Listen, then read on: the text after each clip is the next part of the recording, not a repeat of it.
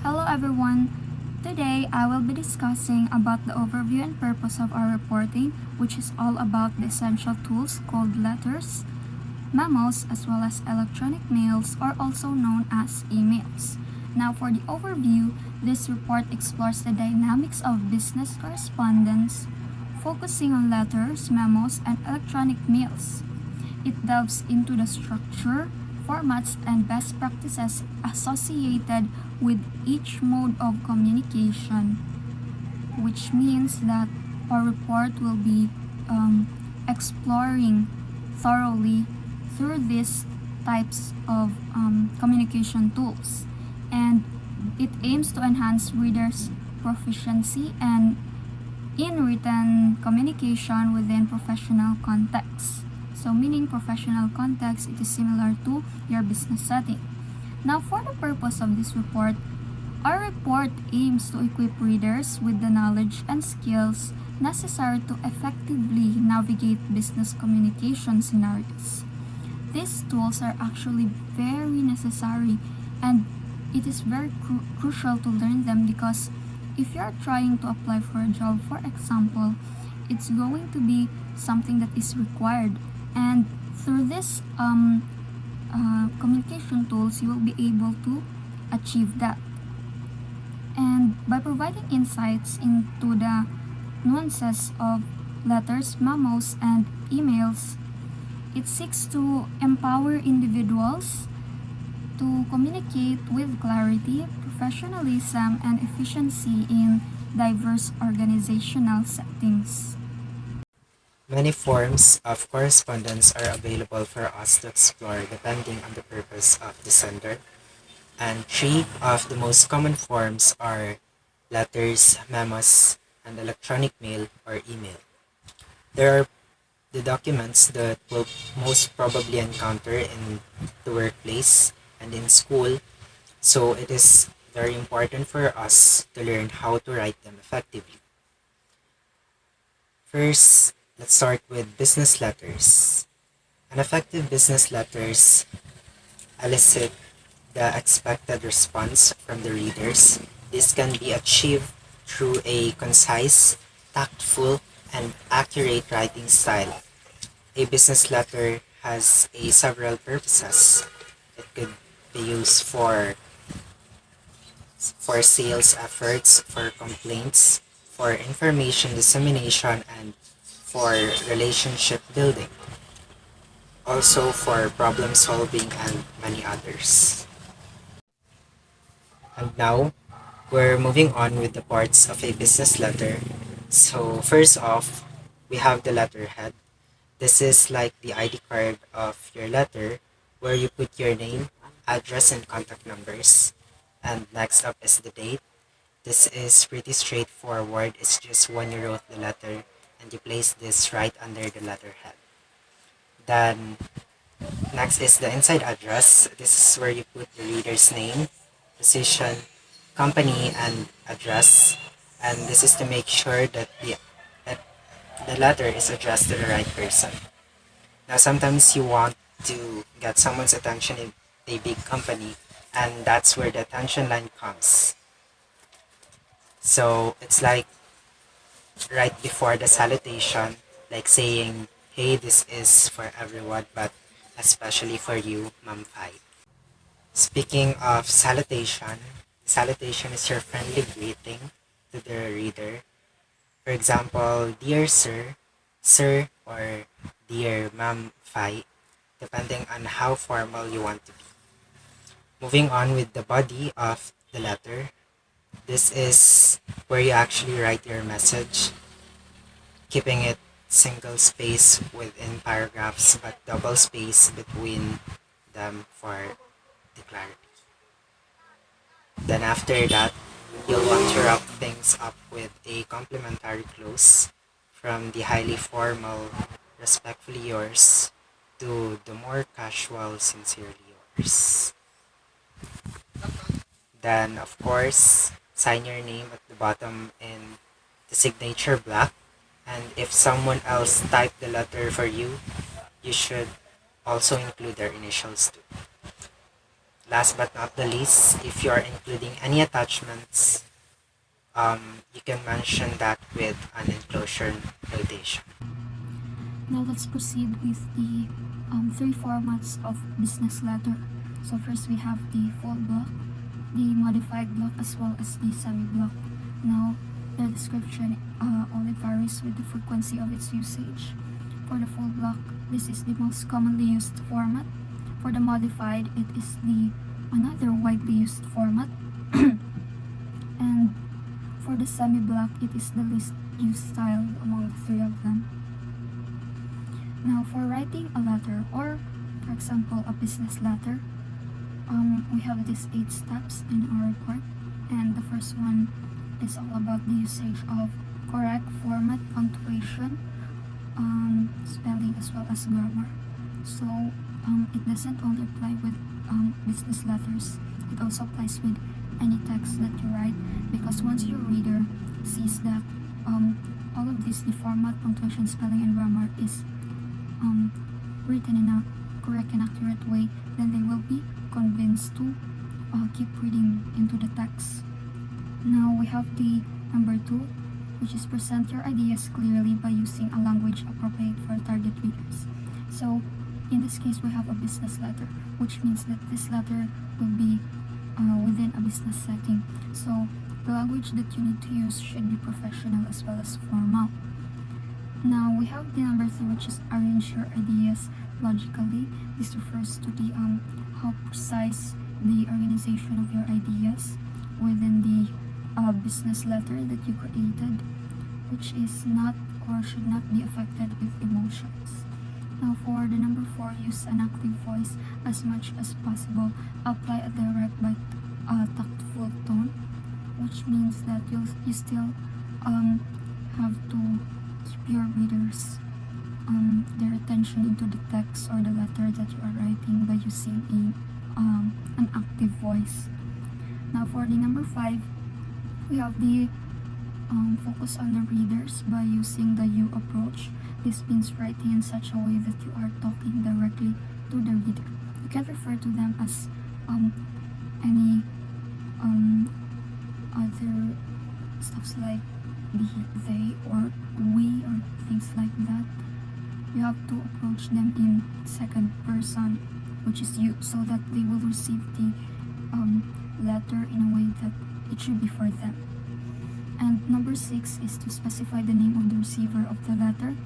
However, if it is impossible to get the name of the receiver, use a generic title, which is, for example, Dear Sales Director, which also signifies that this letter, if it's not the name, then their title or position, and this letter will be sent to them, and only to them.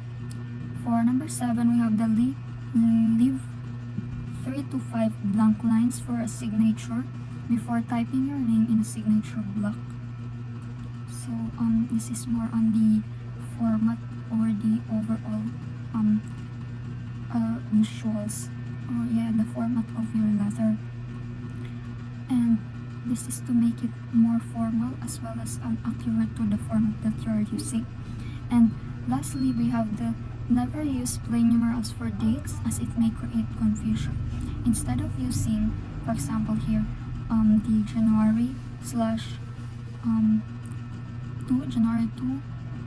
2019, you'll have to use January as in the word, not the number. January 2, 2019, and for the number 2 as well as 2019 for the date as well as the year, you can keep it as numbers.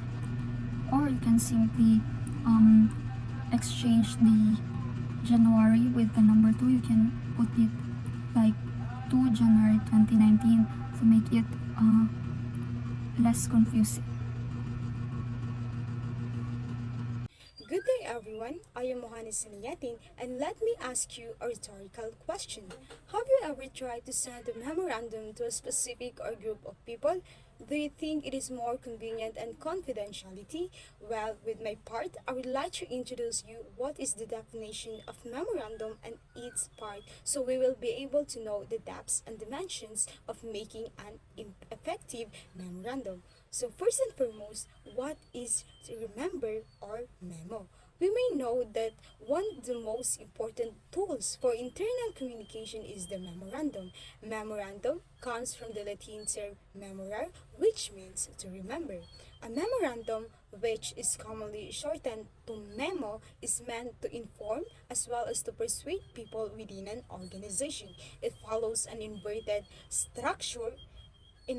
pyramid structure, which means that the most important information comes first. Meaning to say, we cannot just bump any information. We have to classify it in categories using the pyramid in which it follows the most important information to supporting data and examples down to least important information. Do we think that using a memo have an advantage? Well, using a memo allows detailed and accurate information to reach a large number of readers at the same time. It only means that it is not only effective for one person, right? And it is also serves as a written record that can be accessed anytime. So meaning to say it is not again for present but also a reference for the future. Yes, right, for the future. Now that we already know the definition of the memo, let's proceed to its parts to be followed by an example. So parts of a memo. We have 9 parts of a memo. Those are the memo head, to line, from line, date line, subject line, body identification initials, and closure notation, and copy notation. So let's discuss them one by one. We have the memo head. It identifies the department of office name, its address, and contact numbers. Basically, one of the most important part, right? Second and third, to line and from line. To line, it indicates the name and title of the receiver, and from line, it indicates the name of the sender. But in the from line, the message should affix his or her initials on the right side of his or her name for verification purposes. Next, date line. It is basically served as a chronological record for reference purposes, and it is to track messages. Fifth, subject or line. Aside from its old term re, it announces the main content or topic of the memo. Next, the meat of the memo. We already know that the meat is basically the body, so it is obviously contains the message of the memo, in which we have 4 things to complete the body. Here are they. Paragraph are single space internally but double space to separate the paragraphs. Number 2, paragraphs in the memo are not indented or blocked paragraphs. Number 3, when discussing a number of subtopics, a topic heading may be used so that readers can quickly locate the information. And lastly, if the memo exceeds 1 page, begin the following page with the recipient's name, date, page, which are placed 3 lines from the top of the page. For example, Mr. Rojas, July 14, 2018, page 2. So, it will be easily to recognize that the next or second page is the continuation of the former page. Number 7, identification initials. It indicates the typist's initial if the sender is not the one who personally typed the document. So there are actually cases like this, and we still have to include it for accuracy of the memorandum. Number 8, enclosure notation. It is basically refers to the attachment to the memo, and it have formats in which enclosure, or we can also type it as ENC or ENCN. Lastly, copy notation. It indicates the name of the secondary recipients of the letter. Carbon notation are indicated by CC colon, which means carbon copy or courtesy copy. Writing a memo. So these are the 9 steps on how to write a memo. First, use the correct format and standard use of language. Format includes header, body, closing, and lastly, attachment. Header includes the date, the recipient's name, your name, and the title if applicable. Subject, because this brief description of the memo's topic. The second one is body.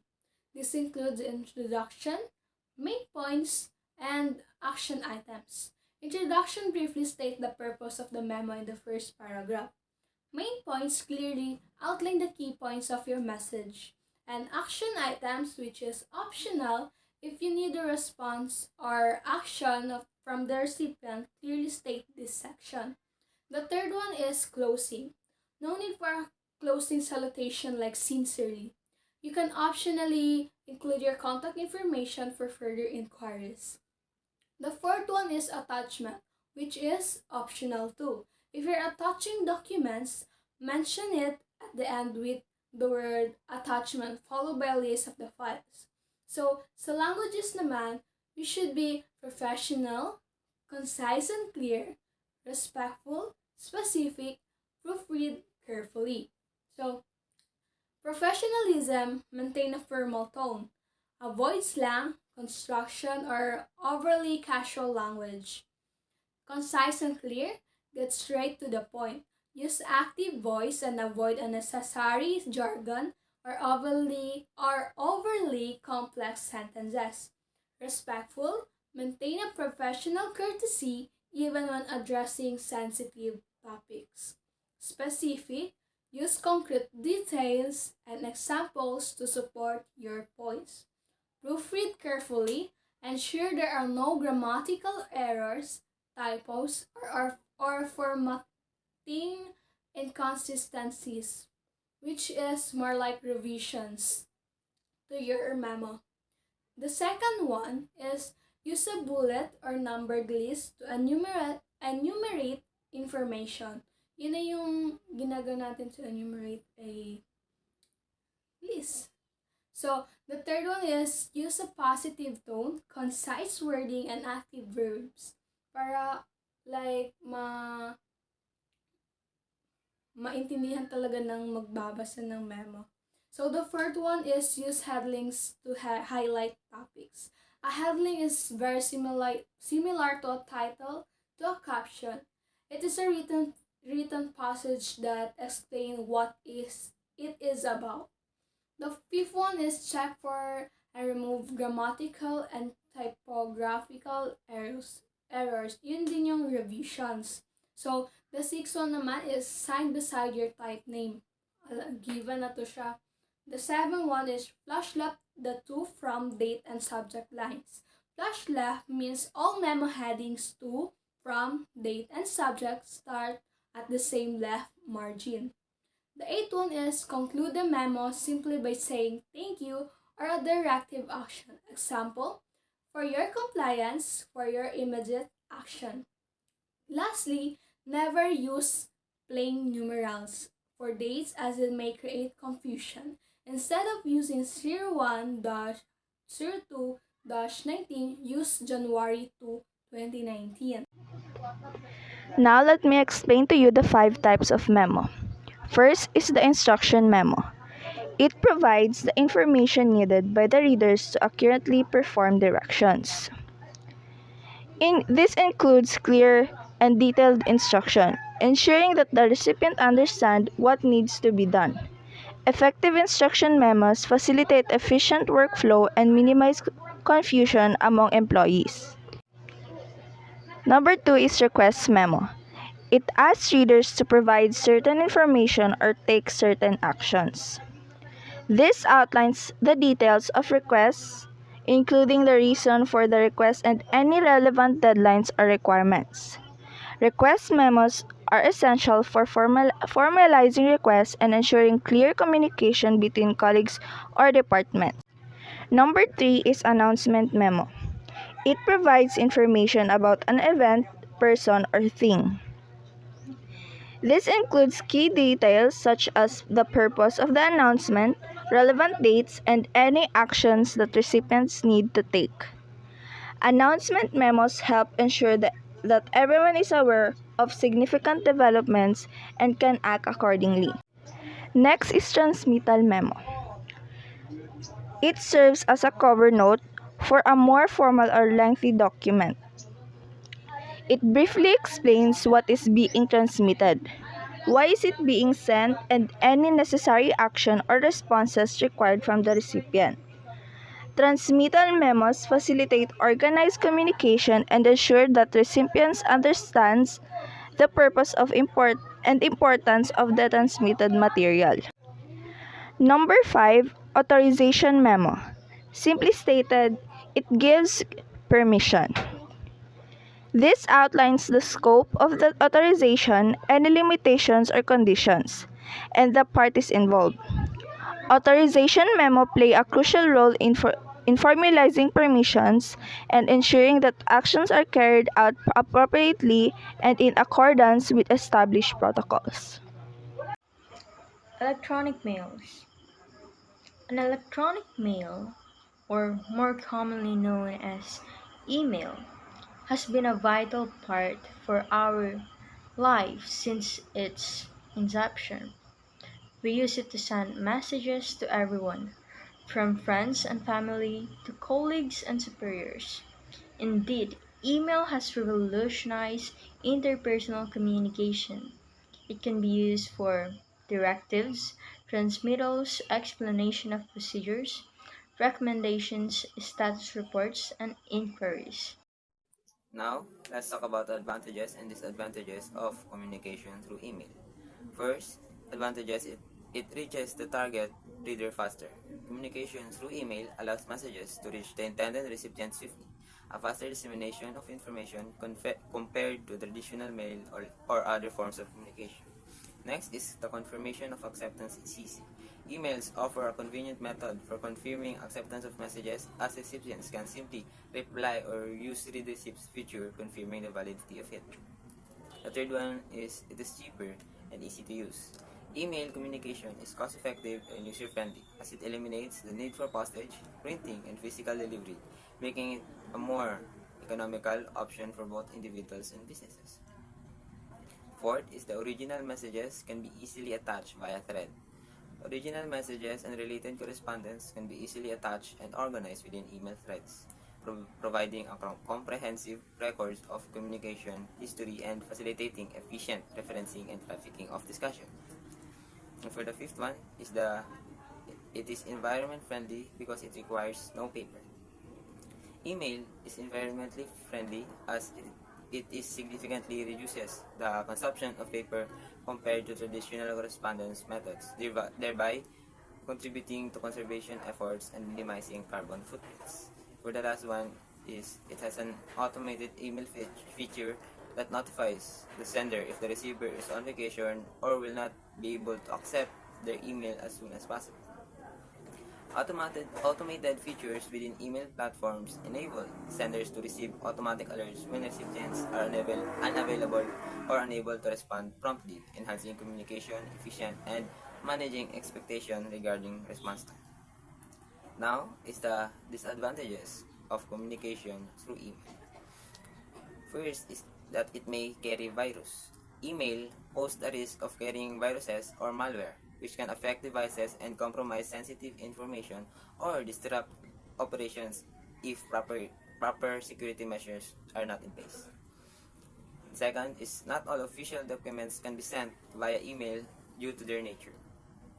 Certain official documents may not be suitable for transmission via email due to their confidential or sensitive nature, necessitating alternative methods of secure delivery to ensure data protection and legal compliance.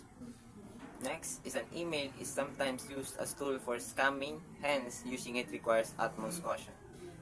Email scams are prevalent, posing a significant threat to users who may fall victim to phishing attempts, fraudulent schemes, or identity theft. Thus, caution must be exercised when handling emails to avoid potential financial or reputational damage. And for the next one, is sending an email is prone to technical glitches and is dependent on internet connection. The process of sending and receiving emails is susceptible to technical glitches such as server errors, email delivery failures, or compatibility issues with different email clients or devices. Additionally, reliance on internet connectivity means that interruptions or disruptions in network access can hinder timely communication and workflow efficiency. Lastly, writing an email. So here are the tips and guidelines of writing an email. First, reflect if sending an email is the best mode of correspondence compared to a face-to-face meeting, phone conversation, or memo. Second, connect the subject line to your reader's needs and interests. Readers often delete messages solely on a subject line. Third, do not change the subject line when you reply to an email. Fourth, make the subject line short and simple, but also specific. For example, instead of using schedule, use adjustment and seminar schedule. Then fifth, the two lines should only contain the names of the primary readers. Secondary readers must be placed in the CC line or the carbon copy line. Then six, be accurate in typing the email addresses of the recipients. Then seven, keep the messages brief and straightforward. Then 8, never publish an email without the permission of the creator. Then for 9, state your business in the first sentence of the text. 10, store both your sent and received messages in a folder using descriptive names. For example, trainings, directives, or minutes. Then 11, use a standard memo format. Moreover, never capitalize all letters of your text. Then 12, if the message is important, try composing it first using a word processor.